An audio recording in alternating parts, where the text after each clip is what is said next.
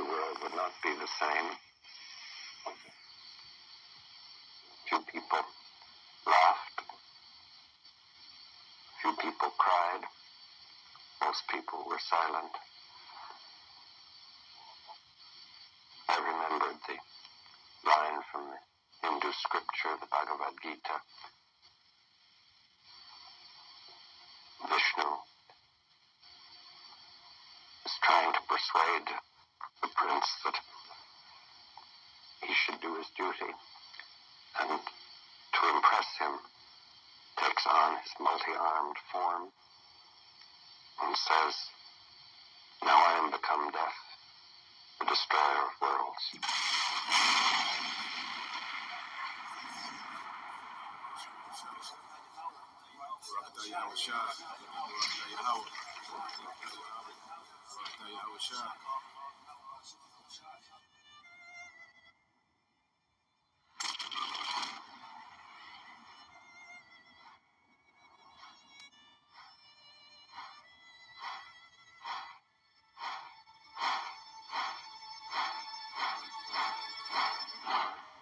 This is a national emergency. We're in a race against the Nazis, and I know what it means if the Nazis have a bomb. This is a matter of life and death. You know isotopes, and you know explosives. You can't tell us what you're doing. It's about unleashing a strong force before the Nazis do. Oh my God. We've got one hope. All America's industrial might and scientific innovation connected here. You're the great improviser, but this you can't do in your head. Theory will take you only so far. Keep everyone there until it's done. Say both that believe. I won't let you leave. I can perform this miracle. The power you're about to reveal will forever outlive the Nazis. Are we saying there's a chance that when we push that button, we destroy the world? Chances are near zero. Near zero. I don't know if we can be trusted with such a weapon. But I know the Nazis can't. We have no choice. That's happening, isn't it? Detonator charged. The world will remember this day. 5, Our work here 4, will ensure a peace mankind has never seen. 3, 2, Until somebody builds a bigger one. 1.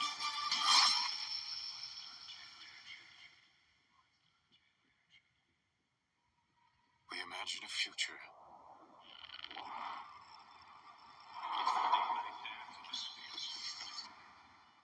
And our imaginings horrify us. You are the man who gave them the power to destroy themselves. And the world is not prepared. The Russians have a bomb. We're supposed to be years ahead of them, but data indicates it may have been a plutonium implosion device. Like the one you built at Los Alamos.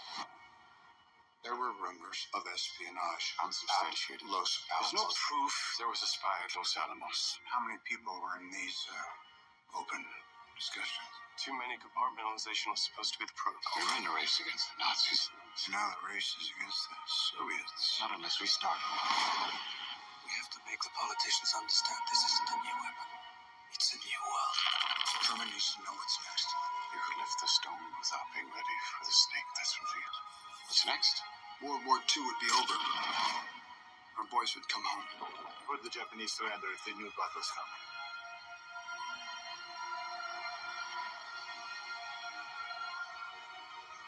Nobody knows what you believe. Do you? Is anyone ever going to tell the truth? We knew the world would not be the same. About what's happening here. They won't fear it. Few people laughed. Until they understand it. Few people cried. and they won't understand it Most people were silent.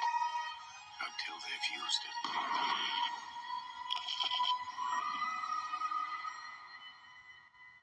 Now I am become death, the destroyer of worlds.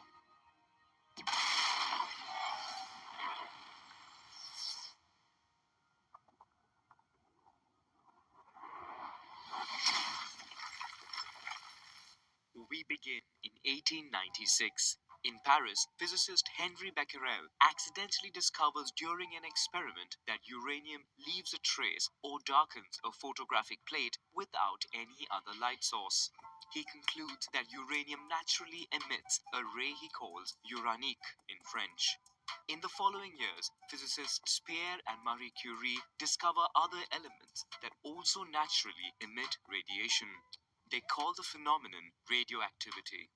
Later, Ernest Rutherford, a British physicist born in New Zealand, suggests that radioactivity is radiation that accompanies the disintegration of atoms, which were previously considered to be indestructible. Other findings are then used to better understand the structure of the atom, with electrons revolving around a nucleus composed of protons and neutrons. In 1938, two German chemists, Hahn and Strassmann, discover nuclear fission. Bombarding an atom of uranium with a neutron, it is divided into two, releasing energy. The following year in Paris, Frédéric Joliot-Curie discovers that during the nuclear fission of uranium, three neutrons are ejected, which in turn could cause further fission of atoms. He discovers the ability to initiate a chain reaction and thus produce a large amount of energy. In Europe, World War II breaks out. While Germany continues to conduct research on uranium, Albert Einstein is convinced by Hungarian physicists to sign a letter addressed to Roosevelt, the President of the United States, informing him of recent nuclear discoveries and the possibility of creating a very powerful bomb using uranium. The United States benefits from the influx of European scientists fleeing war and invests in research. At the University of California, Glenn Seaborg discovers that irradiated uranium produces a tiny amount of plutonium, a new metal that is radioactive and fissile. That is, it can trigger a chain reaction. In Chicago, Enrico Fermi creates the first atomic pile and for the first time manages to control the first chain reaction of the fission of uranium atoms. Research is accelerated and substantial resources are invested. The United States secretly launches the Manhattan Project in collaboration with Canada and the United Kingdom. Top scientists gather in about 30 secret locations with the best laboratories at the time made available to them. Their goal is to create the atomic bomb. The goal is to create a bomb from uranium and another from plutonium. In nature, uranium is composed of more than 99% of uranium-238, that is, a nucleus of 92 protons and 146 neutrons, and 0.7% of uranium-235 with 3 neutrons less. Only the latter is fissile and therefore useful in the project. The challenge is isolating and concentrating it to obtain so-called enriched uranium. The United States manages to produce 64 tons of highly enriched uranium to be used in the manufacture of the first bomb. By propelling a highly enriched uranium block onto another, the material becomes supercritical. Fission begins, and in a split second, a chain reaction ensues, releasing tremendous amounts of energy.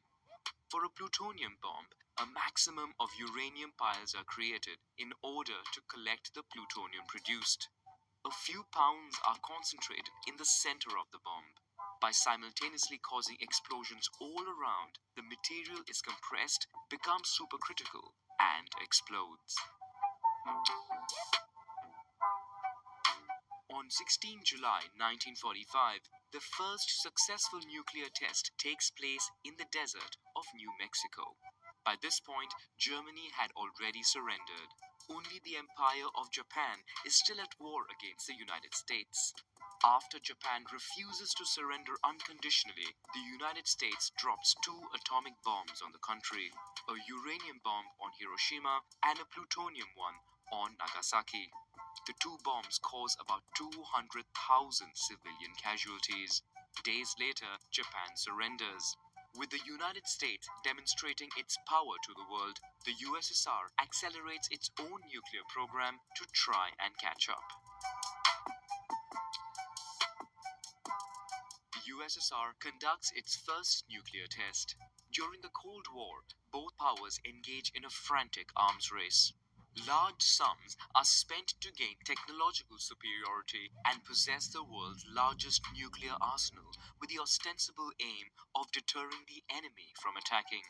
While the United Kingdom tests its first atomic bomb, the United States tests its first thermonuclear bomb, also known as the hydrogen or H bomb.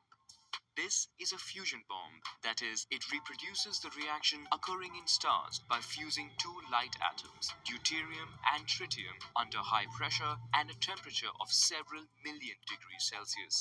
To achieve these conditions, it is decided to use the atomic bomb as a trigger. The explosion of the plutonium bomb creates the right conditions to trigger the fusion of atoms. The explosion that follows is far more powerful than nuclear fission. The Soviets in turn develop the H-bomb. In parallel, research is made to develop nuclear power. The first nuclear power plants appear. The majority of future reactors would be with pressurized water. In the core of the reactor is a vessel in which low-enriched uranium is placed and used as fuel. Chain reactions are controlled to last about 3 years. The heat emitted increases the temperature of pressurized water in the primary circuit. This circuit is brought into contact with the secondary circuit, in which water heats to transform into steam. This is used to rotate the turbine, which is linked to a generator that produces electricity. A cooling circuit pumps water from a river or sea to cool the vapor in the secondary circuit. Sometimes cooling towers are built to cool the water in the last circuit. To encourage research in nuclear power, the International Atomic Energy Agency, or the IAEA, is created under the aegis of the United Nations.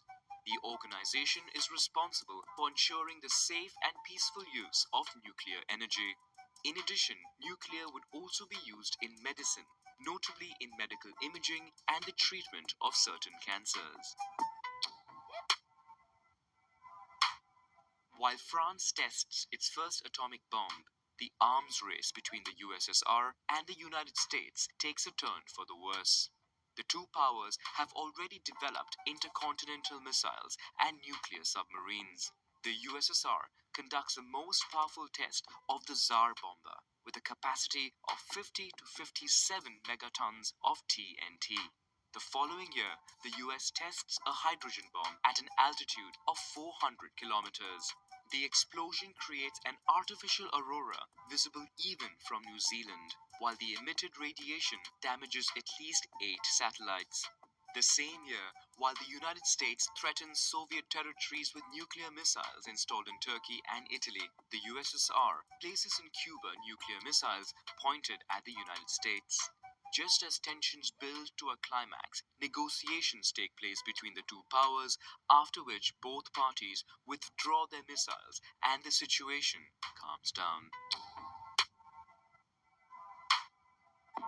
China tests its first atomic bomb. The United States and Soviet Union takes a dim view of the arrival of new competitors. Via the UN, they propose a treaty on the non-proliferation of nuclear weapons. This differentiates the 5 so-called nuclear powers from the rest of the world.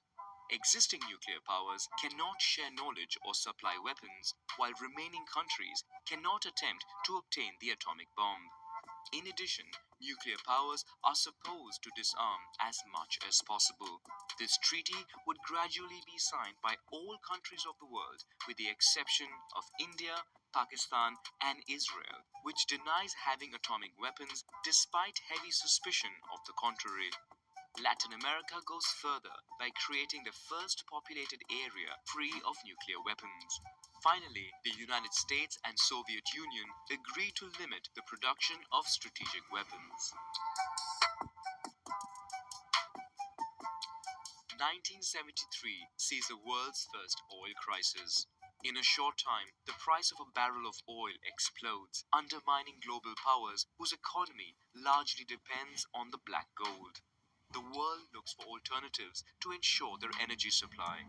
France and Japan mainly rely on nuclear energy. In the following years, many power plants would be built around the world. In India, a so-called peaceful nuclear test takes place, worrying its Pakistani rival, which in turn embarks on nuclear research. In 1979, a major nuclear accident takes place in the United States. One of the reactors at the 3 Mile Island nuclear power plant surges and the primary circuit leaks. As the fuel is no longer submerged, it overheats and then melts in its vessel. Fortunately, the containment resists and prevents radioactive leaks. A few years later, at the Chernobyl nuclear power plant, after a series of human errors, technicians lose control of the reactor. When the temperature of its core becomes too high, an explosion blows up the concrete roof, part of which falls and fractures the vessel. A highly radioactive cloud is released into the air. It spreads and contaminates a large part of the European continent. Around the power plant, a 2,600 square kilometer exclusion zone is created and more than 200,000 people are displaced. Around the world, the accidents generate or strengthen popular opposition to nuclear power, which puts a heavy brake on the development of the industry. After the fall of the USSR and the end of the Cold War, the US and Russia continued to reduce their nuclear arsenals. In addition, after more than 2,000 official nuclear tests in the world, the Comprehensive Nuclear Test Ban Treaty, or the CTBT, is introduced. It does not enter into force because out of the 44 countries with nuclear reactors at the time, 3 do not sign it and 5 others sign but do not ratify it. 2 years later, India and Pakistan conduct a series of nuclear tests. Abdul Qadir Khan, considered the father of the Pakistani atomic bomb, acknowledges having developed a clandestine network originating in Dubai, which has been providing Libya, Iran, and North Korea with the plans and materials necessary to create an atomic bomb. North Korea, after withdrawing from the Treaty on the Non-Proliferation of Nuclear Weapons, now declares that it has carried out its first nuclear test. At the same time, Iran announces that it has successfully enriched uranium, which worries the international community. Israel, for its part, maintains ambiguity over its nuclear program. Many believe the country has dozens of atomic weapons, but the latter neither confirms nor denies reports to deter any potential enemy.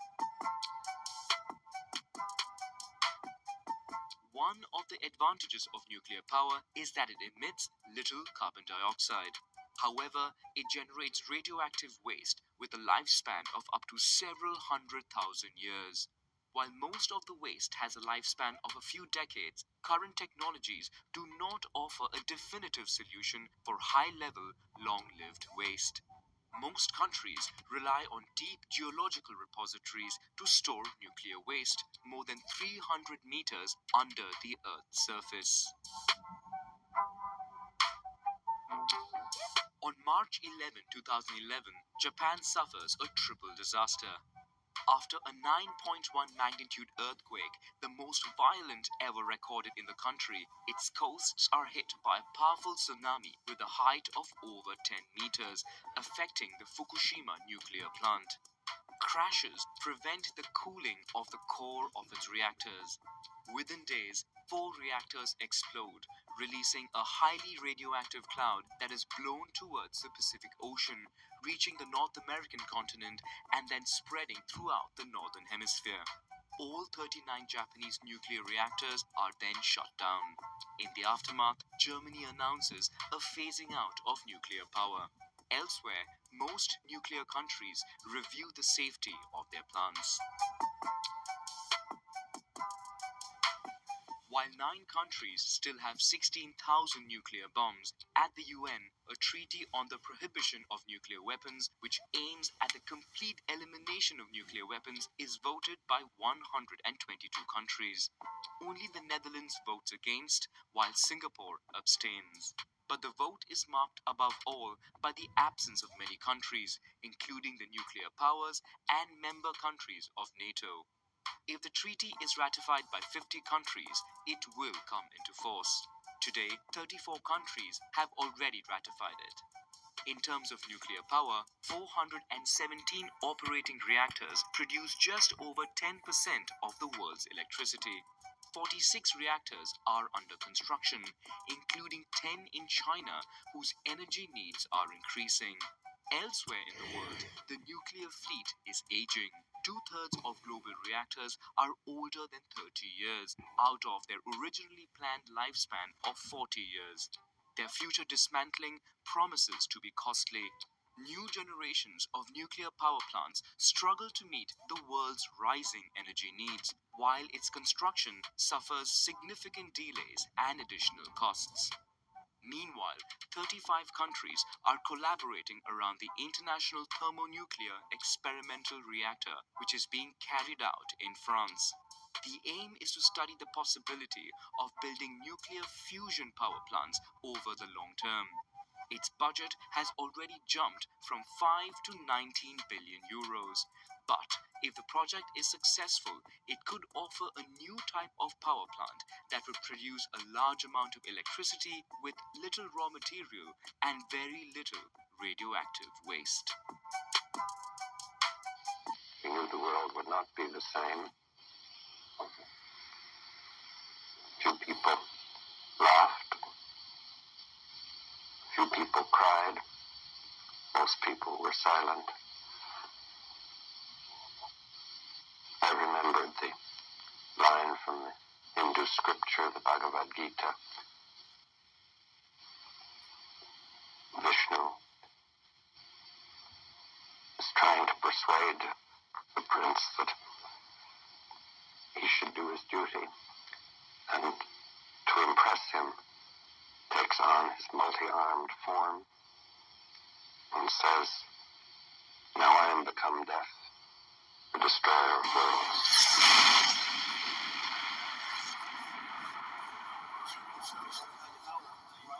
Yahweh Shai.